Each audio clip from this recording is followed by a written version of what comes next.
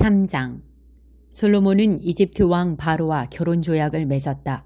그는 바로의 딸과 결혼하고 왕궁과 하나님의 성전과 예루살렘 성벽을 완공할 때까지 그녀를 다윗성에 머무르게 했다. 당시까지 하나님의 이름을 위해 지어진 성전이 없었으므로 백성은 지역 산당에서 예배를 드렸다.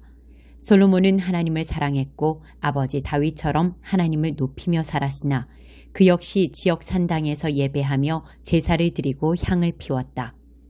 왕은 지역 산당들 가운데 가장 유명한 산당이 있는 기브온으로 예배를 드리러 갔다.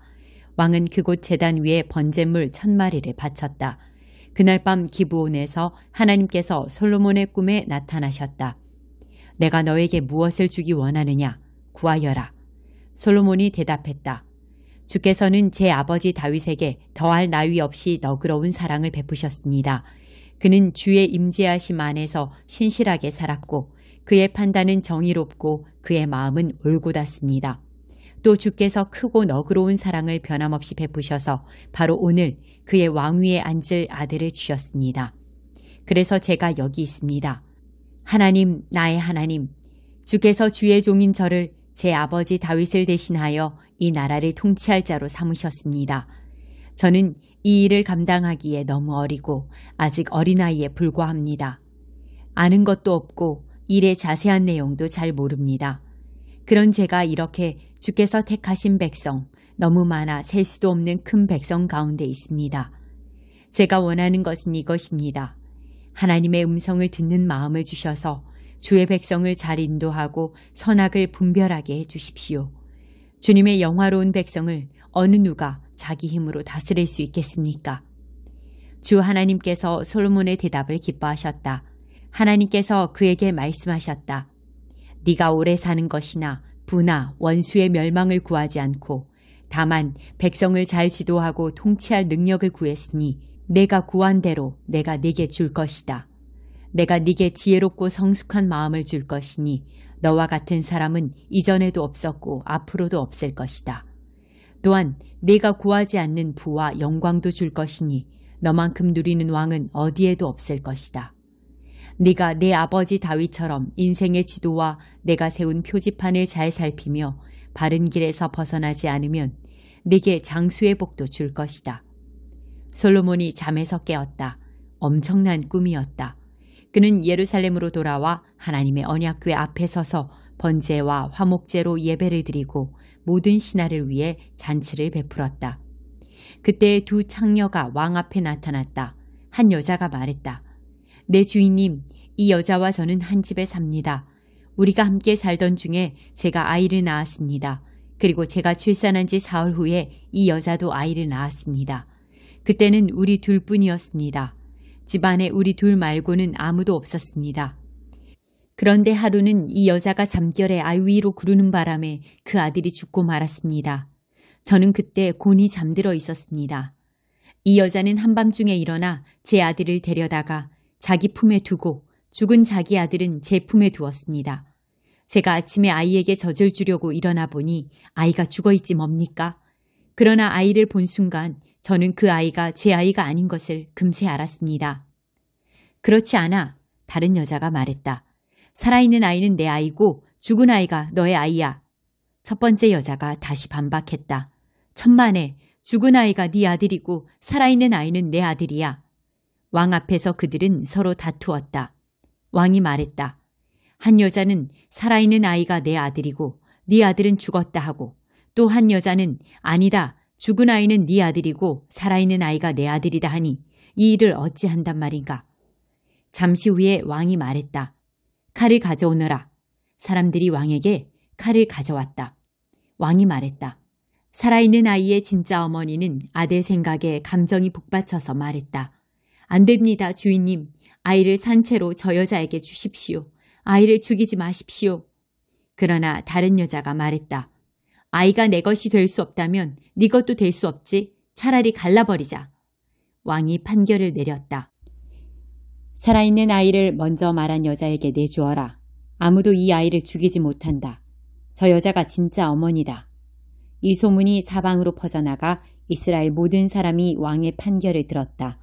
그들은 왕의 정확한 재판이 하나님의 지혜에서 온 것임을 알고 왕을 두려워했다. 에베소서 1장. 하나님의 계획에 따라 그리스도 예수의 특사인 사도가 된 나 바울은 에베소에 있는 신실한 그리스도인들에게 이 편지를 씁니다. 나는 하나님 우리 아버지와 우리 주 예수 그리스도께서 우리 삶에 부어주시는 은혜와 평화로 여러분에게 문안합니다. 영광의 하나님. 하나님은 얼마나 찬송받으실 분이신지요. 하나님은 얼마나 복되신 분이신지요. 하나님은 우리 주 예수 그리스도의 아버지이시며 그분 안에 있는 축복의 높은 자리로 우리를 데려가시는 분이십니다. 하나님께서는 땅의 기초를 놓으시기 오래전부터 우리를 마음에 두시고 사랑의 중심으로 삼으셔서 우리가 그분의 사랑으로 온전하고 거룩하게 되도록 하셨습니다. 아주 오래전에 하나님께서는 예수 그리스도를 통해 우리를 자녀로 맞아들이기로 작정하셨습니다. 이 계획을 세우시며 하나님은 얼마나 기뻐하셨는지 모릅니다. 하나님께서는 그분의 사랑하시는 아들의 손을 통해 아낌없이 베푸시는 선물을 우리가 찬양하기 원하셨습니다. 메시아의 희생, 곧 십자가의 제단에 뿌려진 그분의 피로 말미암아 우리는 자유로운 사람이 되었습니다. 우리의 모든 잘못된 행실에서 비롯된 형벌과 처벌에서 자유케 된 것입니다. 그것도 겨우 자유케 된 것이 아니라 넘치도록 자유케 되었습니다. 하나님께서는 모든 것을 고려하셨고 우리에게 필요한 모든 것을 공급해 주셨으며 친히 기뻐하며 세우신 계획을 우리에게 알려주셨습니다. 하나님께서는 그리스도 안에서 그 계획을 우리 앞에 활짝 펼쳐 보이셨습니다. 그것은 만물, 곧 광대한 하늘에 있는 모든 것과 땅에 있는 모든 것을 그리스도 안에서 화해시키시고 종합하시려는 원대한 계획이었습니다. 그리스도 안에서 우리는 자신이 누구이며 무엇을 위해 사는지를 알게 되었습니다. 우리가 그리스도에 대해 처음 듣고 소망을 품기 훨씬 전에 하나님께서는 우리를 눈여겨보시고 우리로 하여금 영광스러운 삶을 살도록 계획하셨습니다. 그것은 하나님께서 만물과 모든 사람 안에서 성취하고 계신 전체 목적의 일부였습니다. 그리스도 안에서 여러분은 진리, 여러분의 구원에 관한 이 메시지를 듣고 믿어 구원을 확신하게 되었습니다. 그것은 성령께서 서명하고 보증하여 전해주신 구원입니다.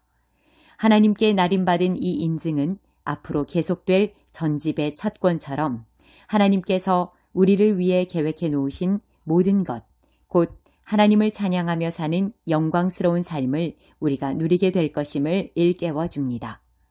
그런 까닭에 나는 여러분이 주 예수를 굳건히 신뢰하고 있으며 예수를 따르는 모든 이들에게 사랑을 쏟고 있다는 소식을 듣고서 여러분을 두고 하나님께 감사드리지 않을 수 없습니다. 나는 기도할 때마다 여러분을 떠올리며 감사를 드립니다. 그러나 감사에서 멈추지 않고 간구합니다. 우리 주 예수 그리스도의 하나님, 영광의 하나님께서 여러분에게 이해력과 분별력을 주셔서 하나님을 친히 알게 하시고 여러분의 눈을 맑고 또렷하게 해주시기를 구합니다. 그리하여 하나님께서 무엇을 하라고 부르시든지 여러분이 정확히 볼 수 있기를 바랍니다. 또한 하나님께서 그분을 따르는 이들을 위해 마련해 두신 이 영광스러운 삶의 방식이 얼마나 대단한 것인지, 하나님께서 그분을 믿는 우리 안에서 끊임없는 에너지와 한없는 능력으로 행하시는 역사가 얼마나 풍성한지를 이해할 수 있기를 구합니다. 이 모든 에너지는 그리스도에게서 나옵니다. 하나님은 그분을 죽음에서 살리시고 하늘의 보좌에 앉히셔서 은하계로부터 이 땅의 통치에 이르기까지 우리의 모든 것을 다스리게 하셨습니다. 그분의 통치를 받지 않는 이름이나 권세가 하나도 없게 하셨습니다. 잠시만이 아니라 영원토록 그렇게 하셨습니다. 이 모든 일을 담당하고 계신 분, 모든 일의 최종 결정권을 가지고 계신 분은 그리스도이십니다. 이 모든 것의 중심에서 그리스도께서 교회를 다스리고 계십니다. 여러분도 알다시피 교회는 세상의 변두리가 아니라 세상의 중심입니다. 교회는 그리스도의 몸입니다. 그분은 교회 안에서 말씀하시고 활동하시며 교회를 통해 만물을 자신의 임재로 가득 채우십니다. 34장 이스라엘의 목자들. 하나님의 메시지가 내게 임했다. 사람의 아들아, 이스라엘의 목자들, 그 지도자들을 대적하여 예언하여라. 그렇다, 예언을 선포하여라. 그 목자들에게 전하여라. 주 하나님께서 말씀하신다. 자기 배나 채우는 너희 이스라엘의 목자들에게 화가 있으리라. 목자는 양떼를 먹이는 자들이 아니냐. 그런데 너희는 양젖을 짜 마시고 양털로 옷을 지어 입고 양고기를 먹으면서 양떼는 먹이지 않는다. 너희는 약한 양들이 튼튼해지도록 돌보지도 않고 아픈 양들을 치료하거나 상처 입은 양들을 싸매주지도 않으며 딴 길로 들어선 양들을 데려오거나 잃어버린 양들을 찾아 나서지도 않는다. 너희는 그들을 괴롭히기나 할 뿐이다. 그들은 지금 목자가 없어 사방에 흩어져 있다. 뿔뿔이 흩어져 이리떼에 손쉬운 사냥감이 되었다. 양떼가, 내 양들이 산과 들에 흩어져 위험천만한 지경에 처해 있다. 나의 양떼가 온 세상에 흩어졌는데도 그들을 돌봐주는 자 하나 없다. 그러므로 목자들아, 하나님의 메시지를 똑똑히 들어라. 살아있는 나 하나님을 두고 맹세하는데 주 하나님의 포고다. 내 양떼가 이리떼에 손쉬운 사냥감이 되어버린 것은 너희 목자들이 그들을 내팽개치고 너희 배만 불렸기 때문이다. 하나님이 말한다. 똑똑히 들어라. 두고 보아라. 내가 목자들을 불시에 덮쳐 내 양떼를 되찾을 것이다. 내 양떼의 목자였던 그들, 이제는 해고다. 제 배만 불리는 목자는 필요 없다. 내가 그들의 탐욕으로부터 내 양떼를 구하리라. 더 이상 그들이 내 양떼를 먹어 치우지 못하게 할 것이다. 주 하나님이 말한다. 이제부터는 내가 친히 그들의 목자가 되어주겠다. 내가 그들을 돌볼 것이다. 뿔뿔이 흩어진 양떼를 찾아 나서는 목자처럼 내가 나의 양떼를 찾아 나설 것이다. 폭풍우를 만나 흩어진 그들을 내가 구해낼 것이다. 다른 민족의 땅과 타국으로 흩어진 그들을 모아서 다시 고향 땅으로 데려올 것이다. 내가 이스라엘 산의 시냇가에서 그들과 그 동족을 먹일 것이다. 그들을 이스라엘의 푸른 목장으로 인도하여 한가로이 풀을 뜯게 하고 이스라엘 산들의 기름진 목장에서 꼴을 먹게 할 것이다. 내가 친히 내 양떼의 목자가 될 것이다. 그들이 마음 편히 쉬게 할 것이다. 내가 잃어버린 양들을 찾아 나설 것이다. 딴 길로 들어선 양들을 데려오고 상처 입은 양들을 싸매주며 약한 양들을 튼튼하게 하고 힘센 양들은 잘 감시하여 그들이 착취당하지 않게 할 것이다. 너희 내 사랑하는 양떼야. 내가 나설 것이다. 내가 나서서 양과 양 사이, 순양과 순염소 사이에 시비를 가려줄 것이다. 어째서 너희는 좋은 목장에서 풀을 뜯는 일에 만족하지 못하고 그곳을 다 차지하려고 드느냐? 어째서 맑은 시냇물을 마시는 것으로 만족하지 못하고 발로 물을 휘저어 흙탕물을 만들어 놓느냐? 어째서 나의 나머지 양들이 너희가 짓밟아 놓은 풀을 뜯고 너희가 흙탕 친 물을 마셔야 한단 말이냐? 그러므로 주 하나님이 말한다. 내가 직접 나서서 살찐 양과 삐쩍 마른 양들 사이의 일을 바로잡아 줄 것이다. 너희는 어깨와 궁둥이로 서로를 밀치고 약한 짐승들을 너희 뿔로 들이받아 그들을 언덕 사방으로 흩어버린다. 내가 와서 내 사랑하는 양떼를 구하고 그들이 더 이상 이리저리 채이지 않게 할 것이다. 내가 나서서 양과 양 사이의 모든 일을 바로잡아 줄 것이다. 내가 그들 위에 한 목자를 세울 것이다. 바로 나의 종 다윗이다. 그가 그들을 먹이고 그들의 목자가 될 것이다. 그리고 나 하나님이 그들의 하나님이 되고 나의 종 다윗이 그들의 왕이 될 것이다. 나 하나님의 말이다. 내가 그들과 평화의 언약을 맺을 것이다. 내가 그 나라에서 사나운 맹수들을 내쫓아 내 양떼가 들판에서 평안히 지내며 숲속에서도 안심하고 잠들 수 있게 할 것이다. 내가 그들과 내 언덕 주변 모든 것에 복이 있게 하리라. 때를 따라 비를 넉넉히 내려주리라. 억수같이 복을 퍼부어 주리라. 과수원의 나무들이 과실을 맺고 땅은 소산을 내며 그들은 내 땅에서 만족과 평안을 누리며 살리라. 내가 그들을 묶은 종의 사슬을 끊고 그들을 종으로 부리던 자들에게서 구해낼 것이다. 그제야 그들은 내가 하나님인 줄 알게 될 것이다. 그들이 다시는 다른 민족에게 착취당하거나 맹수들의 먹이가 되지 않으며 안전과 자유를 누리며 살게 될 것이다. 내가 그들에게 비옥한 동산을 주어 푸성기가 풍성하게 자라게 할 것이다. 더 이상 주림배를 움켜쥐며 살거나 다른 민족에게 조롱당하는 일이 없을 것이다. 그제야 그들은 나 하나님이 그들의 하나님임을, 내가 그들과 함께하고 있음을, 그들 이스라엘이 나의 백성임을 분명히 알게 될 것이다. 주 하나님의 보고다. 너희는 나의 사랑하는 양떼, 내 목장의 양떼, 내 사람들이다.